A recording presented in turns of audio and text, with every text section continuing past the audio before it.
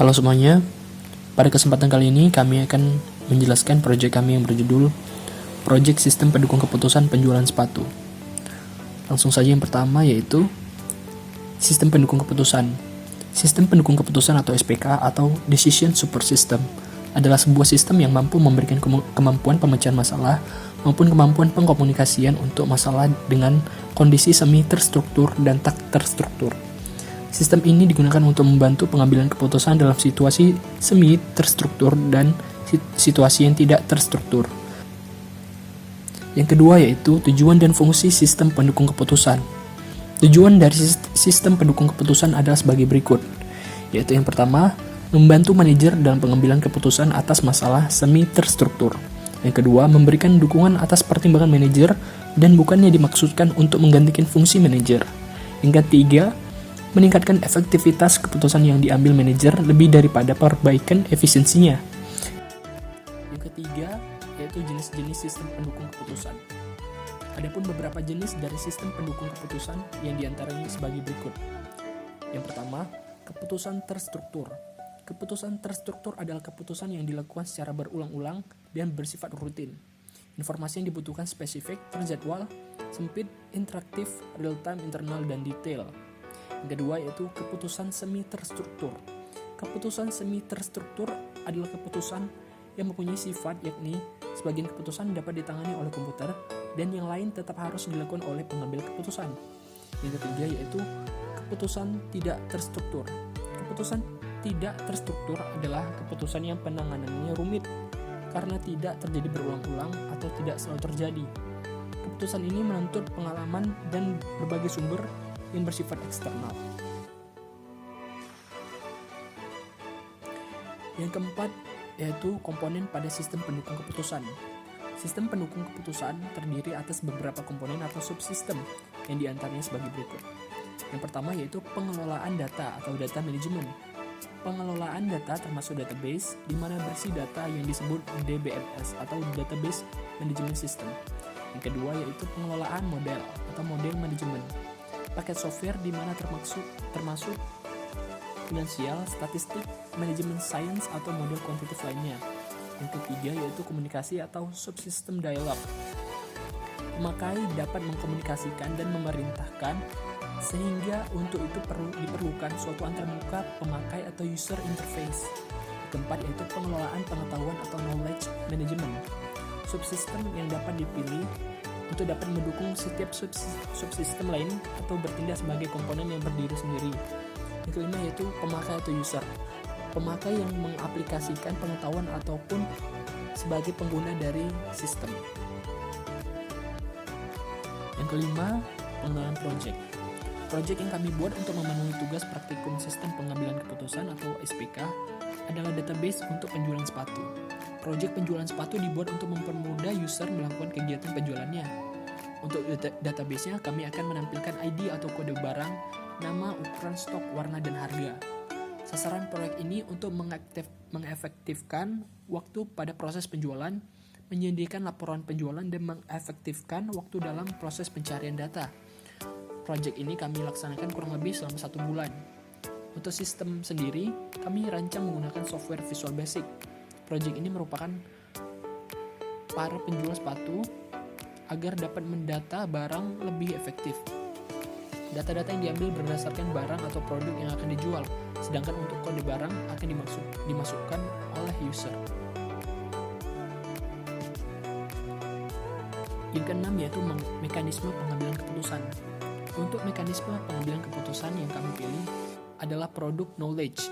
Product knowledge atau pengetahuan produk sangat penting dimiliki oleh sales atau pemasar untuk meneliti tentang perilaku konsumen dalam membeli suatu produk. Informasi mengenai produk knowledge ini perlu didapatkan konsumen agar tidak salah dalam mengambil keputusan dalam pembelian. Product knowledge atau pengetahuan produk adalah kumpulan informasi berkaitan dengan pengetahuan tentang ciri atau karakter produk, harga produk, konsekuensi menggunakan produk, dan kepercayaan terhadap produk. Membangun product knowledge atau PK ini sangat penting guna memahami perilaku dan minat pembeli. Selain itu, berikut ini adalah sederet manfaat dari tersedianya produk knowledge dalam sebuah produk. Yang pertama yaitu mengembangkan tingkat kepercayaan sebuah produk. Yang kedua, meningkatkan kemampuan pemasar dalam menjual produk. Yang ketiga, membangun hubungan dan kepercayaan antara distributor dengan pemasar. Yang keempat yaitu memenuhi dan atau mendengar kebutuhan pelanggan yang kemudian ditindaklanjuti dengan menyediakan produk atau jasa yang tepat. Yang kelima yaitu memudahkan pemasar dalam pembuatan presentasi penjualan yang akan disampaikan kepada konsumen. Yang keenam yaitu memudahkan pemasar untuk dapat melayani dengan baik ketika melakukan penjualan kepada konsumen. Selanjutnya akan dijelaskan oleh teman saya. Selanjutnya kita masuk ke activity diagram. Di sini ada admin dan sistem. Untuk lingkaran yang berwarna hitam dimulai untuk masuk halaman login. Kemudian setelah masuk akan melakukan login admin. Kemudian akan ada keputusan untuk masuk database. Jika iya akan masuk database, dan jika tidak berhasil maka akan masuk ke halaman login. Dan jika sudah masuk database maka sudah selesai. Selanjutnya ada sequence diagram terdiri dari admin, form login, dan database penjualan. Yang pertama, admin melakukan login untuk ke form login, kemudian akan menampilkan form login. Kemudian admin mengisi form login dan akan menampilkan database. Kemudian dapat dicek database penjualannya. Kemudian akan dikirim database penjualan dan terakhir akan menampilkan database yang telah dicek oleh admin.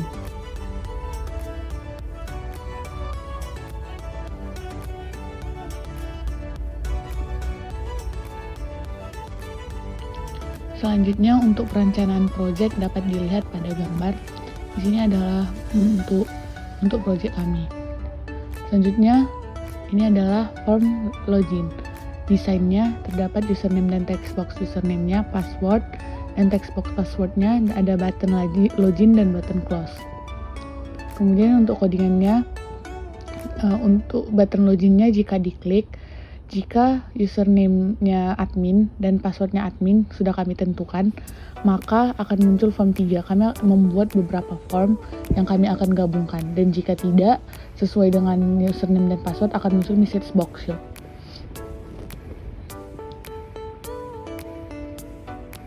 Selanjutnya di form 3 kami membuat progress bar, di mana terdiri dari progress bar dan label. Labelnya akan berisi nanti loading, berapa persen loadingnya. Begini, ini merupakan codingannya. Timer 1, tick sender, progress bar 1 value sama progress bar value tambah 1. Label 1 text itu akan menjadi loading dan progress bar-nya. Dan jika sudah 100, maka timernya akan mati dan akan muncul ke form yang pertama. Untuk form pertama sama dengan tadi perencanaan project kami, ada kode barang dan text box-nya, nama barang beserta text box, ukuran, warna, stok, dan harga. Kemudian ada button tambah, ubah, hapus, dan tutup. Dan ada grid view untuk datanya. Kemudian untuk codingannya kami hubungkan dengan ODBC. Jadi pertama itu import sistem data ODBC. Kemudian membuat variabel-variabel.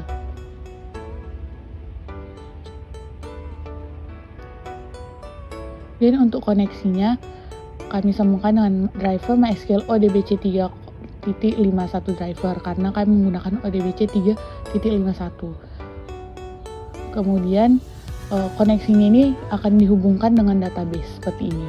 Maka dibutuhkan SAMPP. Jadi ini sudah beberapa kami masukkan database untuk penjualannya.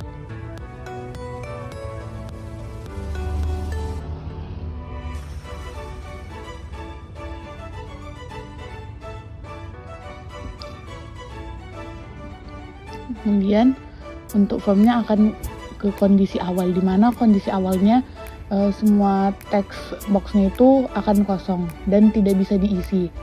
Jadi kondisi awalnya itu kosong, tidak bisa diisi. Kemudian akan ada muncul juga data-data dari yang sudah dimasukkan di database tadi.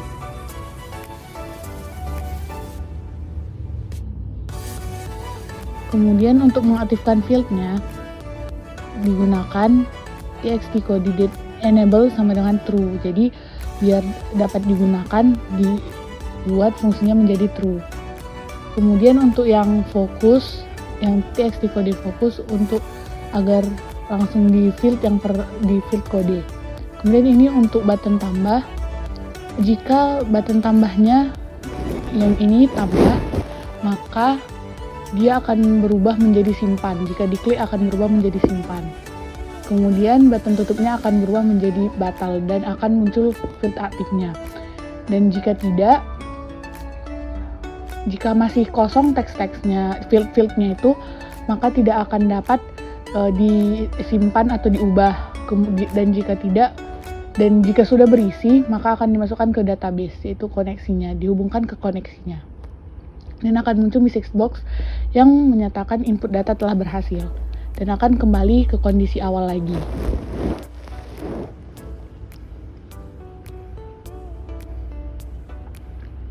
Selanjutnya untuk button ubah, jika belum ada fieldnya belum terisi, maka tidak akan dapat diubah dan akan muncul message box yang menunjukkan field belum terisi.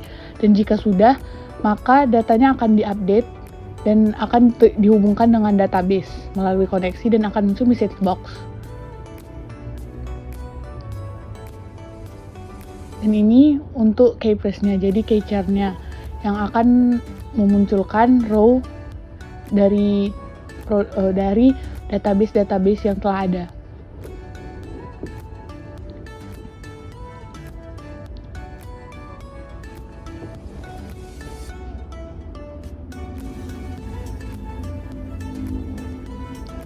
Kemudian yang ini merupakan button hapus, di mana jika fieldnya belum terisi untuk data yang akan dihapus, maka akan muncul message box pastikan data yang akan dihapus terisi. Dan jika sudah, maka akan dihubungkan dengan koneksi database dan produknya akan dihapus. Dan untuk button tutup, jika buttonnya tutup itu tulisannya tutup, maka akan muncul message box yakin ingin keluar dan ada pilihan yes or no. Dan jika dipilih yes, maka akan keluar, dan jika tidak, maka akan kembali ke formnya. Dan jika tidak, tulisannya tidak tutup, maka akan kembali ke kondisi awalnya. Gitu kira-kira project dari kami, dan penggunaannya akan dijelaskan oleh teman saya. Mengklik start, maka akan muncul form login, di mana form login ini memiliki username dan password serta button login dan close.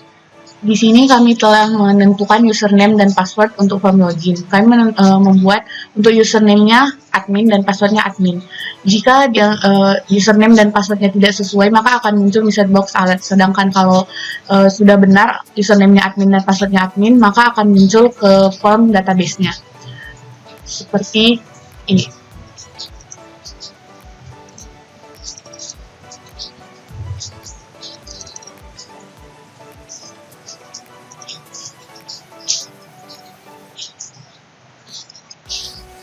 Dan akan muncul progress bar-nya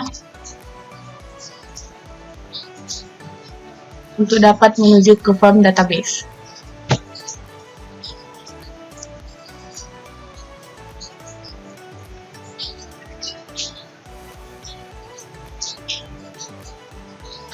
Nah, untuk database penjualan sepatu ini, dalam hal sistem pengambilan keputusannya, yang kami pilih adalah produk knowledge. Di mana produk knowledge adalah pengetahuan tentang produk yang dipergunakan untuk berbagai keperluan dan kepentingan. Sehingga untuk keperluan yang berbeda, maka detail pengetahuan dari produk bisa berbeda-beda meski untuk produk yang sama. Dalam hal ini, karena kami membuat database penjualan sepatu, maka produk knowledge-nya itu tentang sepatu. Apakah sepatu itu dapat untuk dipasarkan dan layak untuk dipasarkan. Untuk penggunaan database-nya seperti ini. Di sini kami sudah menyiapkan beberapa database yang ada dalam formnya. Untuk menambah produk atau barangnya, kita bisa menggunakan button tambah. Langsung saja kita buat. Pertama kita klik button tambah, kemudian kita masukkan nomor ID barangnya atau kode barang. Di sini kita buat 21. Kemudian untuk nama barangnya kita buat asal aja. Contohnya Adidas. Adidas Z misalnya. Untuk ukurannya kita bisa membuatnya juga 43, warnanya warna hitam. Kemudian stoknya kita buat 12 dan harganya 300.000. Nah, jika sudah kita menginput semua teks boxnya, kita klik simpan, button simpan, maka akan terinput ke dalam database penjualan sepatunya. Kita klik OK, kemudian kita lihat di database sepatunya. Nah, sudah terinput. Untuk penggunaan button ubahnya bisa kita klik tambah dulu, kemudian kita klik kode produknya atau kode barang, yaitu 21 yang terakhir kali kita input. Kemudian kita klik enter, lalu kita ubah sesuai yang kita mau. Misalnya nama barangnya kita buat sepatu Adidas Y, lalu kita klik ubah. Nah, sudah ada konfirmasi data berhasil. Kita klik OK dan kita cek lagi di database-nya. Sudah berubah menjadi Adidas Y. Untuk button hapusnya bisa kita gunakan seperti berikut. Pertama kita klik button tambah, lalu kita ketikkan kode barangnya yaitu 21 yang terakhir kali, lalu kita klik enter, lalu kita klik button hapus, maka data pada database yang terakhir kali kita input akan terhapus. Di sini data Adidas Y akan terhapus dari database penjualan sepatu. Kita cek lagi pada database-nya. Nah, sudah terhapus. Untuk button yang terakhir yaitu button tutup, kita klik, maka akan keluar message box konfirmasi yang dimana jika kita klik no maka akan tetap pada formnya. Namun jika kita klik yes maka akan keluar dari form database penjualan sepatunya. Ya, sekian untuk penjelasan project kami. Jika ada kata-kata yang salah, kami mohon maaf. Terima kasih.